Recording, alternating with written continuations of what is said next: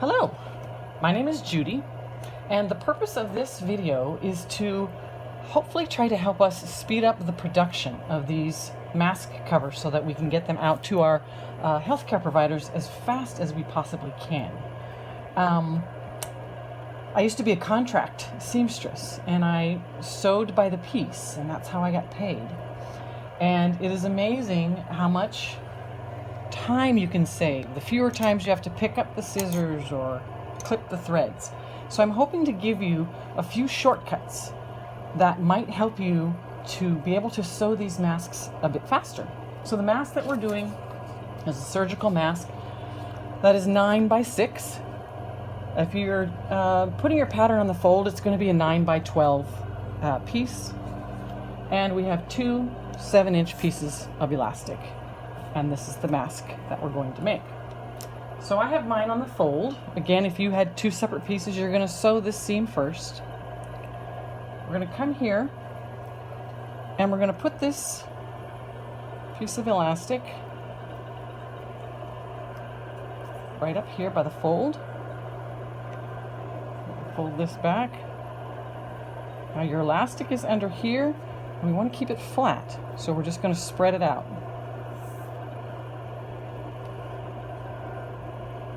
We're going to stitch, and we want to reinforce it so the elastic doesn't come out. We're going to go down here, and then we're going to take the other side of our elastic. We want to go about 1/4 inch in, because that's where our seam is going to be.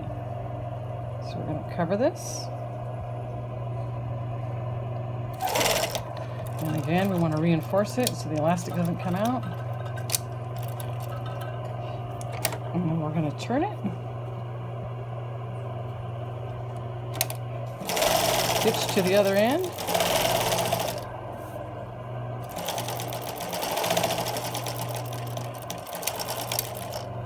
And then we're going to turn it, and I keep the needle in because that helps it kind of stay steady.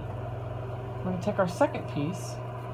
And what I like to do, it's kind of hard to get it set in there, so I turn it kind of like this, which gives me a little bit more leverage so I can just pop that in.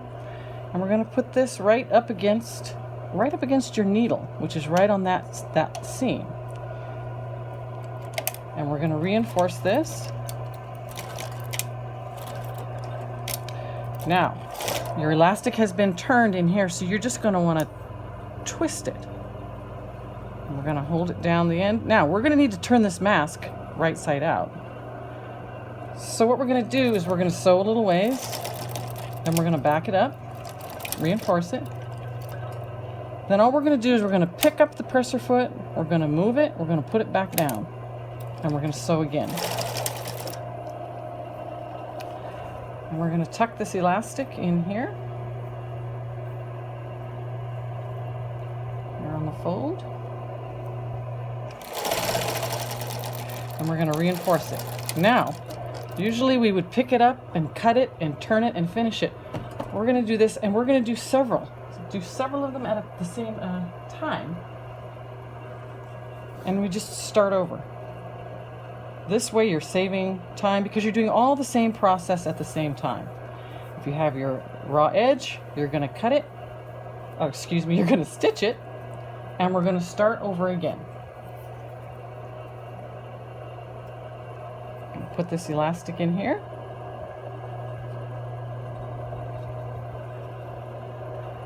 Fold it over and start again. And so what's going to happen is when we finish, we're going to have a whole string of these, as many as you'd like to do. If you want to do 5 at a time, 10 at a time, 15 at a time, and do this process first.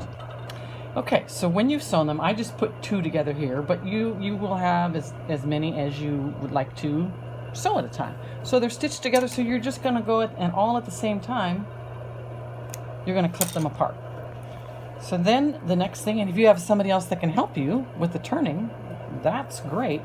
I pull it here, and then I like to use the end of a pencil or something like that. It just helps me to get the fabric through to the other side. So I'm going to turn this and turn it now. The great part about this is you get your elastic on the other side, And you just take that and you just pull it. That helps the corners, both corners, and you just pull it. And so then you finish this one, you turn this one, and now you've got a stack of these, and we're gonna do the pleat now. Now this one is definitely for somebody who is more visual. What I'm trying to do is show a shortcut in case you don't wanna do the pins. If the pins are working for you, that is fantastic. What I did was I took a copy of the pattern that I had and I cut the measurement part and I just taped it to my machine to give me a visual of how big my pleat wants to be. So I have the top edge of this at the top edge of my mask, and I'm going to set that down there. I'm going to reinforce it. And then you see over here these two dots. So I'm kind of using this as a gauge. And I'm going to take the fabric and I'm going to pull it up and I'm going to make my first pleat. And I'm going to have it match those dots. And so you can see the width of this right here.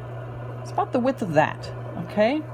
So we're going to come through, and you want to make sure that you catch the pleat before you start on your next one, because you don't want this to pull out. And you're going to do the same thing. We're going to do just about that inch, and we're going to pull that up. Make sure the bottom is even as well. We're going to pull that up, and it's going to fit right under the other one. We're going to go across, and again, we're going to give it a little extra strength. And then we're going to do the last one. I'm going to pull that right up under there. Okay. And we're going to reinforce it. And we're going to stitch to the end here.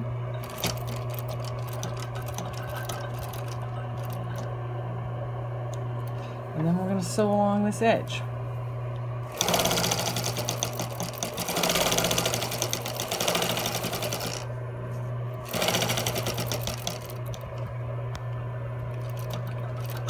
Again, we're going to take this, we're going to turn it. And this is more of the visual part that I was talking about. So either use your pins, or what I do is I'm taking this and I'm kind of tucking the fabric up under straight across. And you can see visually that this is matching this over here. So I'm going to do my first pleat.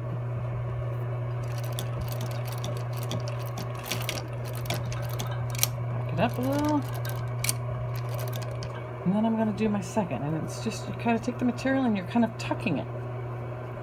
You want your pleats to look the same, tuck that under there, and see, now we have it straight across, both pleats. And go across this way, and it takes a little bit. If you decide this is something you want to do, it takes a little bit of practice to do it.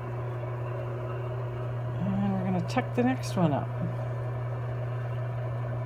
See that that matches across, and that they pretty much match the width of the bottom as well. Do that. Back it up. Reinforce it. Turn it.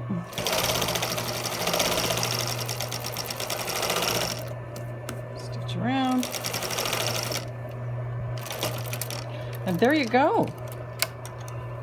Only had to clip it once. And here we have our finished mask. So I hope that these little shortcuts have helped you. Please take care of one another, stay well, and let's get sewing. Well, hello again. So since we made that last video, we've heard from our healthcare workers that it helps the masks to fit a little bit more snugly over the nose if we put a couple of little darts in our mask. So we're just going to add this to the video. I apologize for the quality, but I too am quarantining and I have no one to do the videotaping for me. So here we go. Here is the mask that we started with. This is the front side. Here's the top. As you can see, the pleats face down. Okay, so we're going to take the mask and we're going to fold it in half. We've got the center part here. And now we're going to go about 1/2 of an inch in, and we're going to take 2 pins and we're going to mark it. We're not pinning it all the way through. These are just to mark the area where we want our darts to be. So we're going to put that in there. Okay. Let me open it up. And this is the inside of the mask. So you're going to take your first pin and you're going to fold it. That's going to be where the fold is for the first dart. Okay, we're going to take that pin out. And then we're going to make about between 1/4 and 1/8 of an inch dart here. Okay.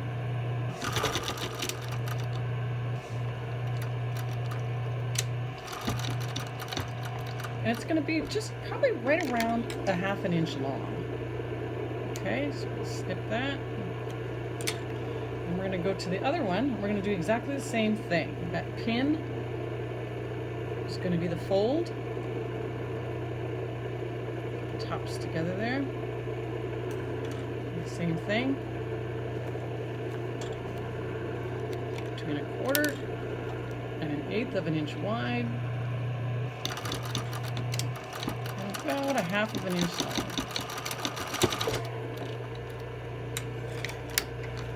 And that's it. The mask is done. And there you go. So again, I just want to thank all of you for all of your time and love and everything that you're putting in to taking care of our healthcare workers. And take care of yourselves and stay well.